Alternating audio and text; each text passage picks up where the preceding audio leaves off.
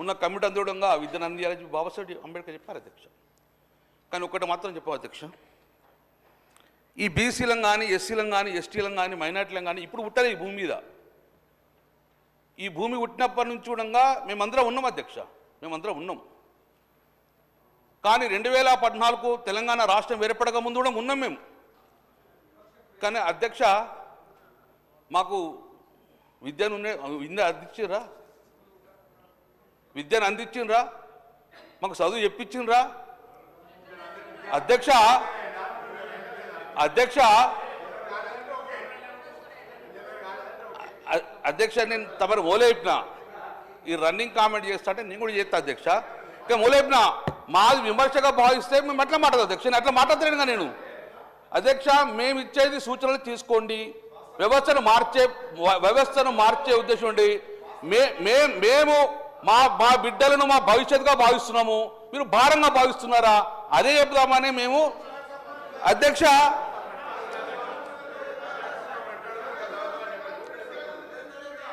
వారు జవాబు చెప్పినప్పుడు ఒక్క ప్రశ్నకు జవాబు చెప్పానండి. 2004 నుంచి 2014 దాకా మా ప్రభుత్వ అధికారంలో ఉంది అధ్యక్ష. 2000 దానికన్నా తెలుగుదేశం కూడా ఒప్పుకోవట్లేదు, వివేకానంద ఒప్పుకోవట్టుకోయే. 2004 నుంచి 2014 దాకా నేను చెప్తాను. దాని తర్వాత అధ్యక్ష ఆనాడు మా ప్రభుత్వం గ్రీన్ ఛానల్ ద్వారా మెచ్చార్జీల చెల్లింపు కావచ్చు మిగతా పనులన్నీ చేసినాం. 2014 నుంచి 7 సంవత్సరాల బకాయి పడితే అధ్యక్ష మన దసరా చెరువులకు గురుకులాలు తాళాలు వేస్తే కూడా గట్టిగా చెప్పి ముద్రకిచ్చో భయపెట్టో కిరాయిలు ఇచ్చి మేము నడుపుతా ఉన్నాం. ఇవాళ మీరు అడుగుతా ఉన్నా ఆడవాళ్ళు టీఆర్ఎస్ రాజధాని భవనం ఉన్నదంటే ఆవిడ స్కూల్ శాంక్షన్ చేసి కిరాయి కొరకు భవనాలు పెట్టినప్పుడు ఎక్కడ మీరు సొంత భవనాలు ఏం కట్టారు? ఇలా మేము 216 స్కూల్స్కు ఇంటిగ్రేటెడ్ పాఠశాలల పేరు మేము కడుతున్నాం అధ్యక్ష. మీరు చెప్తా ఉన్నారు ఇలా ఎన్నికలకు సంబంధించి అధ్యక్ష సాక్షాత్ వాళ్ళ హరీష్ రావు గారు కాన్స్టిట్యూన్సీ సిద్దిపేటకు సంబంధించినటువంటి ఇవన్నీ కాదా? దాని తర్వాత కేటీఆర్ సంబంధించి మాట్లాడుతుంది, ఎందుకంటే వాస్తవాలు మాట్లాడే ప్రయత్నం చేసి వారు చదువుకున్నారు. ఎప్పుడు చదువుకున్నారు? కాంగ్రెస్ హయాంలో చదువుకోలేదా? గ్రామీణ ప్రాంతం నుంచి వచ్చి కరీంనగర్ చదువుకునే అవకాశాన్ని ఎక్కడికే వచ్చింది ప్రభుత్వ అధ్యక్ష. ప్రైవేటు పాఠశాలలు మాలే, గవర్నమెంట్ పాఠశాలలు చదవలే. మీరు ఎలా ఈ పరిస్థితి నుంచి మాట్లాడితే బీసీల గురించి మాట్లాడతారు. బీసీ శాఖ మంత్రిగా బీసీలకు సంబంధించి ఏం జరిగింది ఏందో చర్చ చేయదలుచుకుంటే బరాబరు చేస్తాం. ఎస్సీ ఎస్టీ బీసీ మైనార్టీలకు సంబంధించి తప్పకుండా కాంగ్రెస్ ప్రభుత్వం స్వతంత్రం వచ్చినప్పటి నుంచి ఏడు వరకు అసలు గురుకుల కాన్సెప్ట్ ప్రారంభించింది పివి నరసింహరావు గారు. గురుకులాల కాన్సెప్ట్ తెచ్చి ఇవాళ ఈ రాష్ట్రంలో ఉన్నటువంటి తెలంగాణ పబ్లిక్ సర్వీస్ కమిషన్ చైర్మన్లు పాత ఆయన కావచ్చు, ఇప్పుడు ఉన్నటువంటి ఆ మహేందర్ రెడ్డి గారు కావచ్చు, బుర్ర వెంకటేశ్వర గారు కావచ్చు, ఇవాళ మన ఆర్థిక శాఖకు సంబంధించి వచ్చినటువంటి ఒక ప్రొడక్ట్ రామకృష్ణారావు గారు. అందరం గవర్నమెంట్ పాఠశాల అధ్యక్ష, మీకు ఏం తెలుస్తుంది? కడుపు వాళ్ళ గవర్నమెంట్ స్కూల్లో చదవలే. మీరు బీసీ ఎస్సీ ఎస్టీ హాస్టల్కి సంబంధించి చదవలే. మంత్రి ఎవరున్నారు హాస్టల్కి సంబంధించి ఇప్పుడు ఒకట ఎవరిస్ట్ నుంచి దాఖలాలు అవ్వటమట. ఈ పేపర్ కటింగ్స్ మీకు పంపిస్తే అధ్యక్ష ఒక్కొక్కటి చెప్పదలుచుకుంటే గంట సేపు చెప్పగలుగుతాం. ఇవాళ మీరు ఒక సొంత భవనం కట్టకుండా, ₹1 మెచ్చార్జీలు పెంచకుండా, ₹1 వాళ్ళకి ఇయ్యనటువంటి పరిస్థితులు ఉంటే క్వాలిటీ లేని ఫుడ్ మేము ఇవాళ నేమ్స్ లాంటి హాస్పిటల్ నుంచి డైటీషియన్ల దగ్గర సలహా తీసుకొని ఆఫీసర్లు అంతా ఎస్సీ ఎస్టీ బీసీ మైనార్టీ వేరు కాదు, నలుగురు కూర్చొని ఒక మెనూ తయారు చేయాలని రాష్ట్రం మొత్తం ఒక మెనూ ఇచ్చి వాస్తవాలకు దగ్గరగా ఉండే విధంగా చేసినాం. గుడ్డ ₹5 ఉంటే ₹3 మీరు టెండర్ ఇస్తారు. ఓ పద్ధతి లేదు, సప్లై ఏమవుతుందో తెలియదు.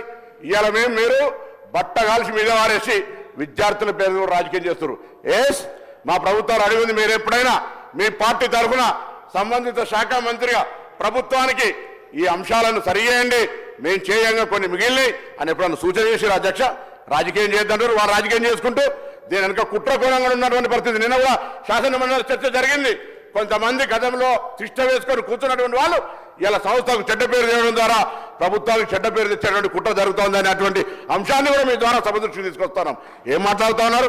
రాజకీయం కాదనుకుంటేనే అసలు ఏం చదువుకునే అవకాశమే లేదు. గతంలో చదువుకు సంబంధించిన ఇన్ఫ్రాస్ట్రక్చర్ క్రియేషన్, చదువుకు సంబంధించినటువంటి విద్యా హక్కు చట్టం అనేక రకాలుగా ఈరోజు మేము దేశంలో 100 మంది సీఓలు ఉన్నారంటే ఆనాటి నెహ్రూ గారి ఆలోచనకు అనుగుణంగా ఇన్ని విద్యాలయాలు ఏర్పాటు చేస్తే మీరేం చేశారు చెప్పండి? ఊరికైనా మాటలు ఒక వైస్ ఛాన్సలర్ లేదే, ఒక టీచర్ రిక్రూట్మెంట్ చేయలేకపోయారు, పెద్ద పెద్ద మాటలు మాట్లాడుతూ ఉన్నారు. ఇది పరిస్థితి. దయచేసి వాస్తవాలను మాట్లాడమండి, సద్విమర్శ చేయమండి. ప్రభుత్వం స్పీకర్ సార్ స్టార్ట్ అయ్యి 1 మినిట్ అయింది. ఒక్క నిమిషం మాట్లాడినాం. నాకు అరగంటను 40 నిమిషాలు టైం ఇచ్చిండ్రు. అరగంట 40 నిమిషాలు ఎన్నిసార్లు ఎత్తురో తెలియదు. మీరు రెండు రోజుల ట్రైనింగ్ పెట్టిండ్రు. 2 రోజుల ట్రైనింగ్ పెట్టిండ్రు. మొదటిసారి ఎమ్మెల్యేకు ట్రైనింగ్ ఇచ్చిన అన్నారు. మీరు పార్లమెంటరీ ప్రొసీడింగ్స్ తెలివయి, అసెంబ్లీ ప్రొసీడింగ్ తెలివయి. మీరు అధ్యక్ష, గౌరవ మంత్రి గారు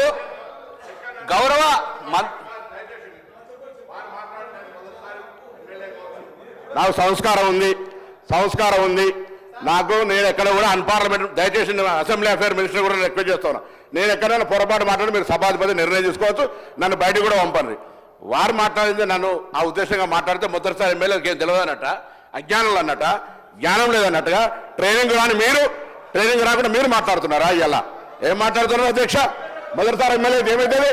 అరే పార్లమెంట్ మెంబర్ చేసిన తెలంగాణ కోసం కొట్టాడినా నీ నాయకుడు ఉన్నాడు, చేరు పటాకు కుక్క పటక నన్నలే మిమ్మల్ని అన్నాడు తెలంగాణ చౌకుల తెలంగాణ ఉద్యోగుల పార్టీ మారి నువ్వు ఇట్లా మాట్లాడితే అధ్యక్ష? రాజధాని ఎన్నికనే అవుతుంది. నేను నా పార్టీ, నా కన్నతల్ల లాంటి పార్టీ కష్టాలు ఎవరు చెప్పినా పార్టీ మారలే. మీరు పార్టీ మారేసి నేను 3 సార్లు ఎలక్ట్ అయినా గొప్పడు ఎట్లా? ఏ పర్సనల్ ఇష్యూ నా గురించి మీ పర్సన్ నువ్వు కూడా మొదటిసారి అయినావు. ఆ మాట మాట్లాడడం తప్పు. మొదటిసారి ఎమ్మెల్యే అనేటువంటి మాట దయచేసి అధ్యక్ష అది వాపసు ఇవ్వాలి, రికార్డులో తొలగించారు. నేను మొదటిసారి ఎమ్మెల్యే అయినంత మాత్రాన ఎక్కడైనా అన్పార్లమెంటరీ ఒక మాట పొరపాటు మాట్లాడితే నాకు ఏ శిక్ష వేసినా అనుకుని దయచేసి ఇది మీరు నిర్ణయం చేసేది నేను కోరుతా ఉన్నా. నేను గౌరవ సభ్యులు కమలాకర్ గారికి తెలియదు కాదు అధ్యక్ష, మొదటిసారి అయినా 2 సార్లు అయినా 3వ సారి అయినా సభా సాంప్రదాయాలకు సంబంధించి గౌరవ సభ్యుడై రెండవది 2 రోజుల పాటు శిక్షణ పొందడం అనేది వారు రాలే అధ్యక్ష. శిక్షణ పొందడానికి 2 సార్లు 3 సార్లు 4 సార్లు ఎన్నికైన వాళ్ళు కూడా శిక్షణ పొందిన అధ్యక్ష.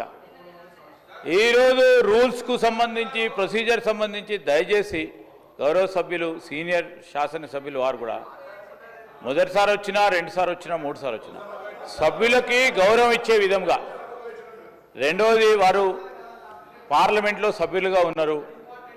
ఈరోజు వారు అక్కడ సభ్యులుగా ఉన్నారు, ఇక్కడ సభ్యులు. దయచేసి వారు కోరుతా ఉన్నాను, please restrict your conversation to the topic. వారు ఏం మాట్లాడారు అధ్యక్ష? వారికి సంబంధించి చదువు మొదలైందని మాట్లాడింది. ఎక్కడ అన్పార్లమెంటరీ వాడిండ్రు? అన్పార్లమెంటరీ ఎక్కడ మాట్లాడింది వారు? అన్పార్లమెంటరీ మాట్లాడితే speaker sir, my point is honourable మెంబర్ని కోరుతా ఉన్నాము, సబ్జెక్టు మీరు మాకు చాలా దగ్గర సబ్జెక్ట్ అది ఎడ్యుకేషన్ అనేది మా ప్రభుత్వానికి. మీ ప్రభుత్వం విస్మరించింది, అది పక్కన పెట్టండి. మా ప్రభుత్వానికి చాలా దగ్గర సబ్జెక్ట్, విద్యార్థులకు సంబంధించిన సబ్జెక్ట్ అది. మంచి సూచనలు ఇవ్వండి, సలహాలు ఇవ్వండి. మేము సంవత్సరం అయింది, ఇంకా మెరుగైన కార్యక్రమాలు చేయాలి, ఈ విధంగా చేయాలి. మీకు గొప్ప అనుభవం ఉంది, 10 సంవత్సరాలు రాష్ట్రాన్ని ఏలినోళ్ళు. అది ఏమైనా గొప్ప అనుభవం ఉంటే చెప్పండి, సలహా సూచనలు ఇవ్వండి తప్ప ఈరోజు ఈ విధంగా ఎందుకు సార్? నేను కమలాకర్ గారిని కోరుతా ఉన్నాను, ప్లీజ్ సబ్జెక్ట్ గురించి మాట్లాడాలని కోరుతా ఉన్నా. కమలాకర్ మీరు నాకు అవకాశం మీరు ఇచ్చిండ్రు, నేను మాట్లాడుతున్నా అధ్యక్ష. షేరు పటాకన్నా పేపర్ స్ప్రెడ్ డూప్లికేటా దొంగటి పని అనలే, నేను ఏమనలే. మీరు ఏం మాట్లాడినరో గదేం మాట్లాడుతున్నా. దొంగడు బెడపల నేను కళ్ళు వేనే ఎడవల నేను కళ్ళు వేనే నన్ను చంపురు, నేను ఏమనలే అధ్యక్ష. మీరు నాకు అవకాశం ఇచ్చారు, గౌరవ మంత్రి సీతక్క గారు మాట్లాడినరు కాబట్టి మరి అది వెల్ఫేర్ ఏదో వారితో మాట్లాడితే అయిపోవా? వెల్ఫేరు ఆ దొంగ ఏడుపులు దొంగ కాళ్ళు వేరే నేను అనలే కదా. మీరు చెప్పాలి కదా మంత్రులకు. నాకు సంబంధించిన పార్లమెంటరీ ప్రొసీడింగ్ లా పెప్పర్ స్ప్రే ఒరిజినల్ డూప్లికేటా చర్చ చేద్దాం. నేను మాట్లాడలే. కుక్క చేరు పటాక అని వాళ్ళ నాయకుడు వీడియో చూపెడతా మీకు. వాళ్ళ నాయకుడు ఇక్కడ ఒక శాసనసభ్యుడు ఉన్నాడు, రోజు తెలంగాణ ఉద్యమంలో కుక్క చేరు పటాక ఎవరు శివంగారు దానికి ఏడుస్తారని వాళ్ళ నాయకుడు అన్నాడు అధ్యక్ష. అది నేను అన్నది కాదు అధ్యక్ష, వాళ్ళ నాయకుడు అన్న మాట చెప్తాను. నా ఉద్యమానికి సంబంధించిన నా స్పీకర్ గారు కానీ ఆనాడు ఉన్నటువంటి కాలు కూడా ముఖ్యం అధ్యక్ష, అది కూడా చెప్పాలి. తెలంగాణ సాధనకు నేను పార్టీ మారి నిన్న మా నాయకురాలు ప్రియాంక చెప్పినట్టుగా ఇళ్ళకాయలు ఏమైనా పురితులై వాషింగ్ మిషన్లు పెట్టుకోవాలి. మేము కాంగ్రెస్ పార్టీకి సంబంధించి బరాబర్గా కమిటెడ్ ఉన్నాం, కష్టం వచ్చిన నష్టం. మీరు మాట్లాడితే ఎట్లా అధ్యక్ష? ఇంకా చాలా చేయాలంటే అటు వ్యక్తిగతంగా పోతే నేను చాలా అంశాలు ఉన్నాయి. ఏ ఉత్సవాల పేరు మీద ఏమేమి మాట్లాడినా ఏమేమి జరిగిందో చెప్తాం. గంగుల కమలాకర్. స్పీకర్ సార్, ఇది మేము కరీంనగర్ తెలంగాణ చౌకలో కొట్లాడ నువ్వు అసెంబ్లీ తీసుకొస్తే ఎట్లా అధ్యక్ష? మేము కరీంనగర్లో ఎందుకు ఓడిపోయిన పారిపోయిన వర్డ్స్ అంటాను. ఇప్పుడు అన్నా ఆ వర్డ్ అంటానా? నేను ఎందుకు మాట్లాడాలి? కరీంనగర్ జిల్లాలోంచి ఎందుకు పారిపోయినా అన్నానా? నేను అన్నానా? సీతక్క గారు. ఆ వర్డ్ ఎందుకు అన్నారు? జిల్లా ఇచ్చి పెట్టిపోతారు ఎవడన్నా? అది పద్ధతి కాదు. మీరు మంత్రిగా చేసిర్రు, మరి మీ అనుభవాన్ని ఎక్కడ చూపెడుతున్నారు అధ్యక్ష? వారి అనుభవాన్ని చూపెడతలేరు. ఇంత మాట్లాడుతున్నారు కదా. నేను ఒకటే గుర్తు చేస్తా, వీళ్ళ ప్రభుత్వ హయాంలోనే సాక్షాత్తు ఆనాటి విద్యాశాఖ మంత్రిగా ఉన్నటువంటి సబితమ్మ ఆధ్వర్యంలో ఒక స్కూల్ విజిట్ చేస్తే మా కేటీఆర్ గారి తనయుడు ఏంటి ఇది స్కూల్లేనా ఇట్లుంటాయా అని ముక్కు మూసుకున్నది మీ ప్రభుత్వ హయాంలో. మా ప్రభుత్వంలో కాదు, సాక్షాత్ ఆనాటి ఐటీ మినిస్టర్ కేసీఆర్ గారి ముఖ్యమంత్రి గారి యొక్క మనుమడు, మరి సాక్షాత్ అక్కడ మంత్రి గారే ఉన్నారు, విద్యాశాఖ మంత్రి గారు. ఇట్లాంటివి ఉన్నాయి.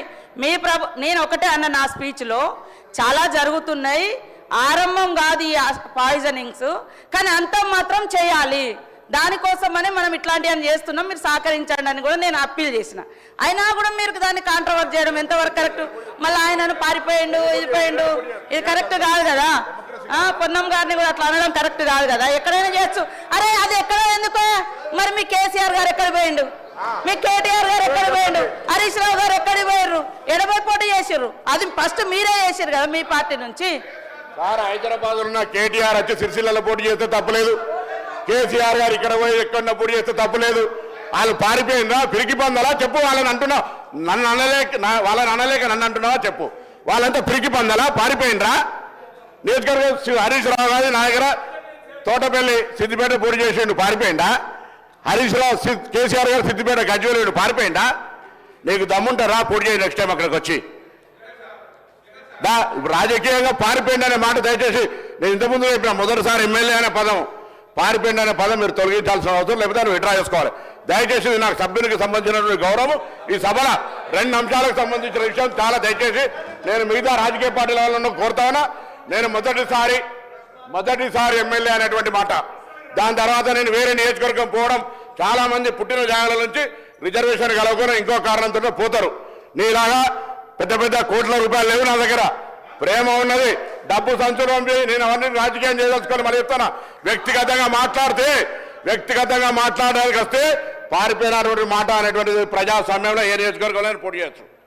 పివి నరసింహారావు గారు మంత్రికే పోటీ చేశారు, ఆయన సంబంధం లేదు, వంగర. ఇలా కొత్త విషయం చెప్పాల్సిన అవసరం లే. అదంతా కూడా రాజకీయంగా నాకు దమ్ముంది, చైతన్యం ఉంది. నేను అక్కడ పోయి గెలిచిన, నన్ను ప్రజలు గెలిపించారు. నేనే వట్టిగానే ఓట్లు బల్ల గుద్దుకొని రాలే.